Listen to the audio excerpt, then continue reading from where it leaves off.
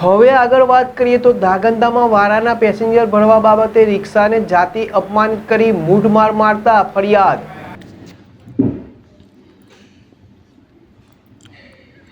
ધાંગધ્રામાં વારાના passenger ભરવા બાબતે રિક્ષાવાળાને જાતિ અપમાનિત કરી મૂઠમાર માર્યાની ફરિયાદ। ધાંગધ્રા શહેરના આંબેડકર નગરમાં રહેતા વિનોદભાઈ નારાયણભાઈ રાઠોડે વાવડી ગામના અશ્વિનભાઈ મુન્નાભાઈ અને તેમના દીકરા દ્વારા મૂઠમાર મારી જાતિ અપમાનિત કર્યાની ધાંગધ્રા તાલુકા પોલીસ સ્ટેશનમાં ફરિયાદ નોંધાવી છે। તારીખ 10 મેના રોજ ધાંગધ્રા મૂચીવાડ ખાતે પોતાની રિક્ષાનો વારો હોવાથી પેસેન્જરને 10 મિનિટનું કહીને વિનોદભાઈ ધાંગધ્રામાં ખરીદી કરવા ગયા હતા।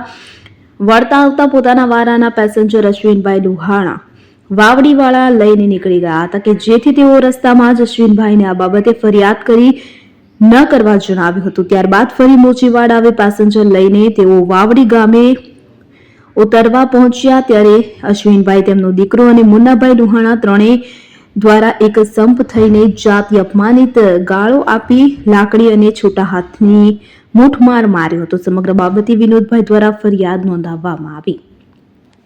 બાસિત શેખ, ધાંગધ્રા। જય ભીમ, જય સંવિધાન। હું રાઠોડ દેવલ, જનતા સેના મહિલા પ્રમુખ। હું અહીંયા ધાંગધ્રા આવેલી છું બેનને ત્યાં, અને બેનને ત્યાં આવી ત્યારે હું જમવા બેઠેલી હતી અને એવા જ ટાઈમે બાજુમાંથી એક બેન રડતા રડતા આવડ્યા, પણ એ અમારા રિલેટિવ, અમારા ભાભી થાય છે, એટલે એમને મને એવી જાણ કરી કે તમારા ભાઈને કોઈ અસામાજિક તત્વોએ મારેલા છે તો મારી જોડે તમે આવશો। મેં કીધું ચલો કંઈ વાંધો નહીં। પછી એમને હું લઈને પોલીસ સ્ટેશન આવી।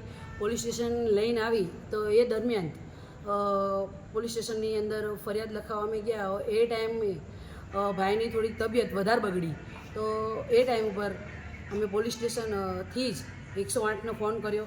108નો ફોન કરીને અને પછી અમે તાત્કાલિક સરકારી હોસ્પિટલમાં આવ્યા છીએ।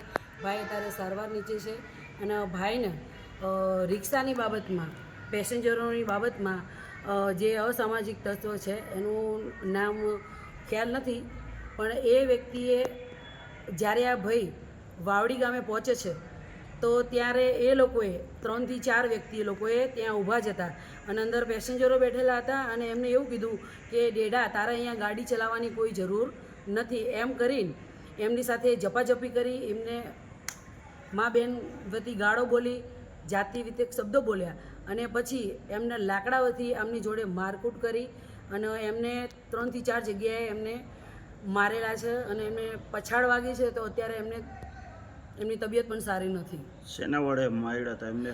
એમને લાકડી વડેથી માર્યા હતા। કેટલા જણા હતા? કોઈ એમને એવું કીધું કે 6 થી 7 જણા હતા। પછી તમે ત્યાંથી 108 બોલાવી? હા, પોલીસ સ્ટેશનમાંથી તમે 108 બોલાવી, કારણ કે એમની તબિયત ત્યાં બગડી હતી। તમે પહેલાં ક્યાં પોલીસ સ્ટેશન